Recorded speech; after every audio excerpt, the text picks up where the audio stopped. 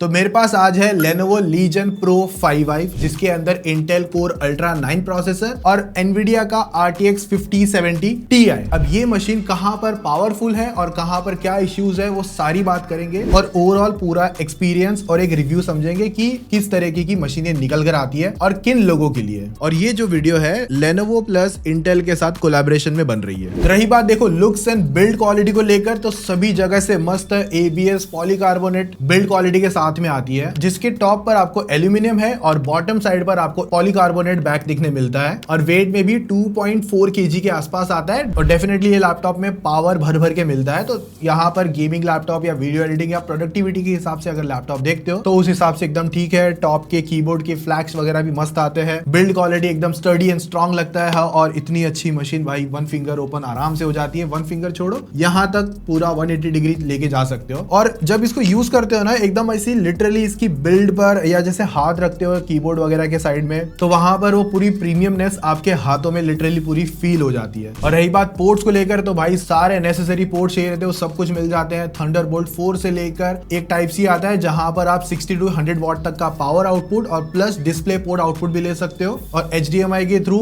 वहां पर आप 8K में 60 हर्ट्ज तक का भी आउटपुट ले पाओगे। और कैमरा शटर बटन हो गया लाइक प्राइवेसी वगैरह के लिए। तो पोर्ट्स को लेकर आपको कोई कमी देखने नहीं मिलती। और अगर बैक साइड में अगर देखते हो तो इसका आपको एयर थ्रो वाला पार्ट मिलता है जहां से जब आप कोई हेवी एंड टास्क परफॉर्म करोगे तो यहां से जो एयर है ना वो बाहर की तरफ थ्रो होता है। और नीचे की तरफ इनटेक वाले पार्ट में दो जगह पर आपको फैंस देखने मिल जाते हैं जहां से एयर इनटेक वाला पार्ट है। RJ45 पोर्ट्स तक भी अवेलेबल है। और इसका जो डिस्प्ले है ना वो इंटीग्रेटेड GPU के साथ में कनेक्टेड है। और जो एक्सटर्नल डिस्प्ले का आउटपुट अगर आप लेते हो HDMI और टाइप सी के थ्रू तो वहां पर इसका जो RTX 5070 Ti है ना वो यूज होगा और मक्स स्विच का भी आपको एक्सपीरियंस इसमें मिल जाएगा। रही बात स्पेसिफिकेशंस को लेकर तो Intel HX सीरीज का Core Ultra 9 275 HX प्रोसेसर है, 3nm आता है। और देखो रही बात प्रोसेसर में कोर्स को लेकर तो 24 कोर्स के साथ में आता है और 24 थ्रेड्स मिल जाते हैं और साथ में जो टर्बो फ्रीक्वेंसी है इस लैपटॉप की वो है 4.6 गीगाहर्ट्ज पर और जो प्रोसेसर की मैक्स बूस्ट TDP है वो है 160 वॉट की। अभी देखो इस लैपटॉप पर जो GPU है वो है Nvidia GeForce RTX 5070 Ti 12GB VRAM के साथ में। NPU के लिए बेसिकली AI टास्क के लिए आपको LA1 और LA3 चिप मिल जाती है और आपको इंटीग्रेटेड Intel AI बूस्ट मिलता है जहां पर अप टू आप 13 टॉप्स तक लेके जा सकते हो। बाकी 32GB रैम विद 6400 मेगाहर्ट्ज के साथ में DDR5 आती है ये रैम जिस पर आपको 2 स्लॉट मिल जाते हैं जो कि बेसिकली डुअल चैनल के साथ में है। और जो स्टोरेज है वो 1 TB तक है जहां पर M.2 WD की SSD आती है इसमें और मैक्स आप 2 TB तक का स्टोरेज इसमें एक्सपांड कर सकते हो। अब देखो रही बात डिस्प्ले एक्सपीरियंस पे तो ये आता है 16 इंच के साथ में OLED स्क्रीन के साथ। और हाँ ये थोड़ी सी रिफ्लेक्टिव डिस्प्ले आती है तो पीछे ग्लेयर वगैरह का थोड़ा ध्यान रख लेना। और लेकिन रिफ्रेश रेट डिस्प्ले की आती है 240 हर्ट्ज के साथ में। तो प्रीमियम आप वैलोड जैसा हाई FPS गेमिंग करना चाहते हो तो बहुत अच्छे से हो जाएगा। बाकी जैसे मैंने बताया ये डिस्प्ले पूरा 180 तक पूरा इस तरह के लेके जा सकते हो। कैसे यूज करना है इसका यूज के सिनेरियो क्या है वो आप देख लेना। मुझे ऐसा लगता है कि ब्रांड इस तरीके से लगता होगा जानबूझ के इसके लिए कि अगर सपोज मैंने जो सोचा था कि घर में कोई छोटे बच्चे होते हैं तो क्या एकदम से मोड़ देते हैं ना, अगर इस लैपटॉप की लिमिट इतनी है और इसको ज्यादा मोड़ेंगे तो टूटने के चांसेस है तो यहाँ तक मुड़ जाएगा तो टेंशन ही नहीं। शायद वो एक टेक केयर करते होंगे, मुझे नहीं आइडिया, बस मेरा एक थियरी था। बाकी जो स्क्रीन टू बॉडी रेशियो है वो भी एकदम मस्त आता है, मतलब बेजल्स वगैरह कम फील होते हैं और 16:10 तक का एक्सपेक्ट रेशियो यहाँ पर आपको फील होगा। और जो कलर गैमेट है जो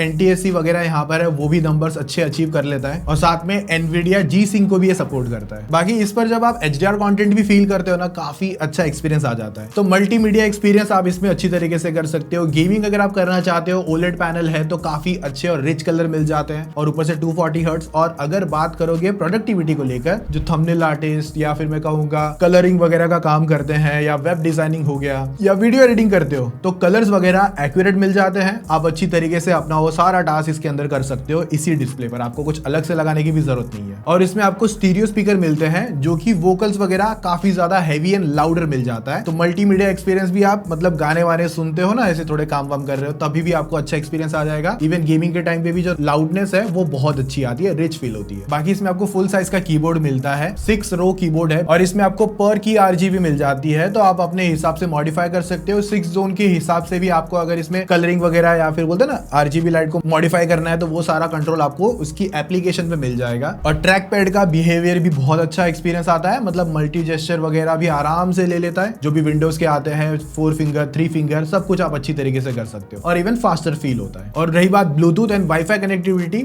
वो भी एकदम फास्टर मिल जाती है। और देखो ये इसका फ्रंट कैमरा है जो ऑटो फोकसिंग के साथ में आता है। लाइक मैं ऐसे जाऊंगा तो मुझे रीफ्रेम करेगा, पीछे जाऊंगा तो प्रॉपर तरीके से रीफ्रेम करके मुझे सेंटर में रखेगा। और ये क्वालिटी भी काफी अच्छी दे रहा है क्योंकि 2K तक की यहाँ पर आप रिकॉर्डिंग मतलब क्वालिटी ले सकते हो, क्योंकि 30 FPS पर है और इवन ई शटर भी अवेलेबल है जो कि बंद हो गया। नाउ चालू बटन इस तरफ आता है, हो गया रीफ्रेम वापस। अच्छा कूल फीचर है, मीटिंग वगैरह में अच्छे से रहता है। लाइक अगर कोई ऐसे बैठा है तो उसको रीफ्रेम करना हो गया, वो सारी चीजें अच्छी तरीके से आती है। और इवन माइक की क्वालिटी भी अच्छी आ रही है। रही बात कूलिंग एक्सपीरियंस को लेकर, तो गेमिंग वाला पार्ट में आगे एक्सप्लेन कर दूंगा, बट मैं पहले अगर कूलिंग का बता दूं ना, तो यहाँ पर आपको Legion cold front hyper chamber technology मिलती है। सो लाइक जब भी आप गेमिंग करते हो या हेवी एंड टास्क करने बैठते हो ना, तो भाई ये कूलिंग बहुत अच्छी तरीके से मैनेज करता है और फैन का एयर फ्लो भी अच्छी तरीके से बना के रखता है। और जब मैंने इस पे हेवी एंड गेम्स ट्राई करे थे ना, तो मुझे एक्सपीरियंस अच्छे आ रहा था। और फैन की जो नॉइज है वो भी ज्यादा लाउडर नहीं है। तो जो बेसिकली कूलिंग वाला पार्ट है ना, वो भी एकदम सॉर्टेड है। जैसे कि नीचे की तरफ से इनटेक करता है और यहाँ से एग्जॉस्ट करेगा। बाकी विंडोज 11 आता है, साथ में डेडिकेटेड आपको को पायलट बटन मिलता है, तो जिसकी वजह से आपके क्विक टास्क वगैरह करने हो, कुछ ऐसे राइड करना हो, कुछ इमेज क्रिएशन करनी हो या मेल लिखवाना हो, तो वो सब वहां से आप इजी एंड फ्लेक्सिबल तरीके से कर पाओगे। और लेनोवो का AI नाउ आता है जहां पर आपको लोकल चैट मिल जाती है और साथ में नॉलेज असिस्टेंट मिलता है और साथ में PC असिस्टेंट मिलता है। अभी यहाँ पर बेंचमार्क की टेस्टिंग देख लेते हैं कि कितना ज्यादा पावरफुल एंड ऑल वगैरह आता है। तो हमने स्टोरेज का स्पीड टेस्ट करके देखा, भाई काफी अच्छे रीड एंड राइट के स्कोर आते हैं। सिनेबेंच R23 के सिंगल कोर और मल्टी कोर की जो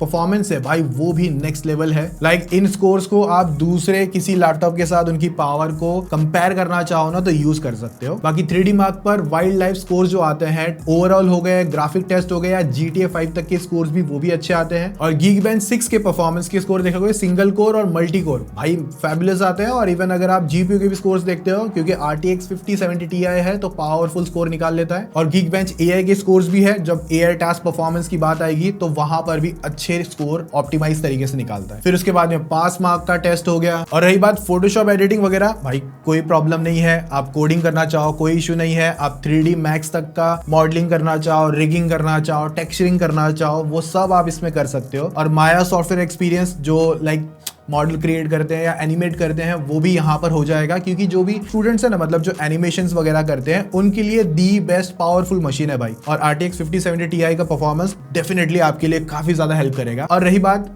4K एडिटिंग वगैरह करते हो, मतलब अगर आप प्रीमियर यूज कर रहे हो, हेवी एंड सॉफ्टवेयर की बात करूं सिंपल वे में, तो उसके बाद जो भी एप्लीकेशन आप लेके जा सकते हो। पर अगर प्रीमियर प्रो चल जाएगा तो बाकी अदर सॉफ्टवेयर भी अच्छे से एक्सपीरियंस करवा देते हैं। सो 4K 60 FPS की वीडियो मल्टी लेयर अगर मैं कहूंगा 7 से 8 लेयर भी लगाते हो, तो वो भी आप इसके अंदर आराम से रन कर सकते हो, क्योंकि इंटेल कोर अल्ट्रा 9 प्रोसेसर जो है, जो 275HX आता है, जो कि आपकी टाइमलाइन एकदम स्मूथ और इवन बटरी स्मूथ करवा देगा। और रेंडरिंग टाइम भी आपकी फास्टर देखने मिल जाएगी। तो आप जितने भी एप्लीकेशन सोच सकते हो ना, वो सब आप इसके अंदर मक्खन तरीके से चला सकते हो। अब रही बात गेमिंग बेंचमार्क्स को लेकर, तो यहाँ पर हमने सबसे पहले वैलोरेंट ट्राई करके देखा, क्योंकि 240 हर्ट्ज का पैनल है। अगर यहाँ पर लो सेटिंग लगा के खेलते हैं, तो जहां पर एंटी अलाइजिंग 4x है, उसके बाद में 16x फिल्टर लगा दिया, जहां पर मुझे इजीली 350 प्लस FPS मिल जाते हैं, इवन 400 प्लस FPS आ जाते हैं। बाकी जब मैंने यहाँ पर हाई एंड सेटिंग, उसके बाद में 4x एंटी अलाइजिंग लगा दिया, तो मुझे नॉर्मल फाइट्स में और हेवी एंड फाइट्स में ज्यादा कोई डिफरेंस नहीं मिला। मतलब मैं कहूंगा हेवी फाइट्स वगैरह में ये 400 के आसपास के FPS दे देता है और नॉर्मल सिनेरियो में 500 प्लस भी चले जाता है। तो वैलो की गेमिंग आप इजीली कर सकते हो। और वैसे भी पैनल आपका 240 हर्ट्ज है, तो आपका दी बेस्ट एक्सपीरियंस आराम से हो जाएगा। और FPS के सिमिलर जैसे गेम होंगे, COD मोबाइल एंड ऑल वगैरह, वो भी अच्छे एक्सपीरियंस करवा देंगे। फिर हमने second miles morals Spiderman try किया था। तो देखो लो ग्राफिक्स पर रे ट्रेसिंग ऑन करके हाई में जब हमने खेल के देखा था, तो वहां पर 100 से 130 के FPS देता है, जो कि प्लेबल है। और अगर वेरी हाई में रख के खेलेंगे, जहां पर रे ट्रेसिंग ऑन करके ऑन हाई सेटिंग पे रख के खेलते हैं, तो वहां पर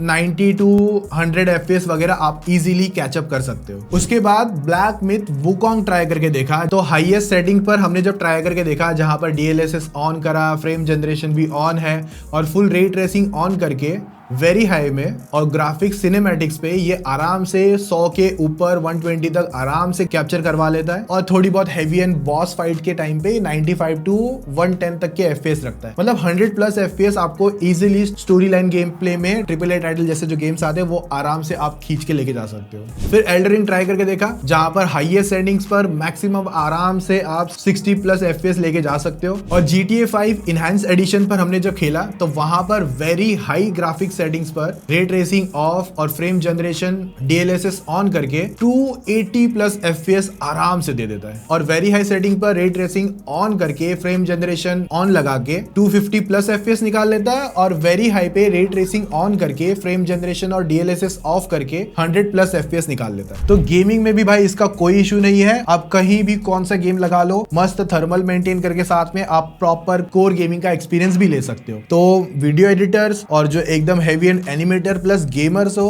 और अगर लाइट भी काम है तो भाई आपको इसमें कोई रिकॉर्ड नहीं है, थर्मल प्रॉपर मैनेज करके आप पूरा एक्सपीरियंस लेके जा सकते हो। और रही बात बैटरी, तो वहां पर आपको 80 वॉट आवर के साथ में आता है जिस पर आपको 400 वॉट का चार्जर मिलता है। और जब आप गेमिंग वगैरह या एडिटिंग वगैरह कुछ भी करोगे ना तो वो चार्जर प्लग इन करके ही काम करना, तभी आपको टॉप नॉच परफॉर्मेंस मिलेगी। जहां पर आपको सुपर रैपिड चार्जिंग मिलती है जिसकी वजह से आपको 80 मिनट्स के अंदर 100% लैपटॉप पूरा चार्ज हो जाता है। और Lenovo Vantage ऐप के अंदर अगर आप जाते हो तो वहां पर अगर आपको बैटरी के बारे में कुछ जानना है, वारंटी इन्फॉर्मेशन, और अगर आप सेटिंग में जाते हो तो वहां पर बैटरी हेल्थ तक का इन्फॉर्मेशन है, लैपटॉप टेम्परेचर हो गया, और इवन कुछ आपको पावर को लेकर ट्विक करना है, वो सारे ऑप्शंस यहाँ पर इजी एंड सिंपल वे में अवेलेबल है। तो देखो मेरा फाइनल कंक्लूजन ऐसा है कि ये मशीन किन के लिए है और किन के लिए नहीं भी है। तो किन के लिए नहीं है पहले बता दूं, ऐसा कोई सिनारियो नहीं है जहां पर ये फेल होता है। बस एक चीज है कि अगर आपको वेट मैटर करता है, अगर आप थिन एंड लाइट कैटेगरी में जाना चाहते हो तो Lenovo में आपको बहुत बेटर ऑप्शंस मिल जाएंगे, तो वो आप चेकआउट कर सकते हो। क्योंकि 2.4 kg प्लस 400 वॉट का चार्जर, तो वो एक सीन है। तो